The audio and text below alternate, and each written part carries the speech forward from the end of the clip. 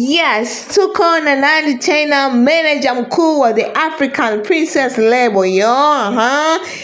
Sasa bwana, kwa siku ya leo tumekujia na kitu kipya kabisa ambacho tunahitaji maoni kutoka kwako wewe, shabiki yake mkubwa wa Nandy. Sasa bwana, kitu hiki ni kwamba Nandy amekuwa na mionekano sasa hivi mbalimbali ambayo tumekuwa nayo, na kila muonekano unaonekana ukimpendeza, lakini sasa tunahitaji kujua ni muonekano upi mkubwa zaidi ambao Nandy akiwa nao anaonekana ndio yule Nandy ambaye anafaa kuwa on the stage akiwa pale akitumbuiza kwa ajili ya kazi.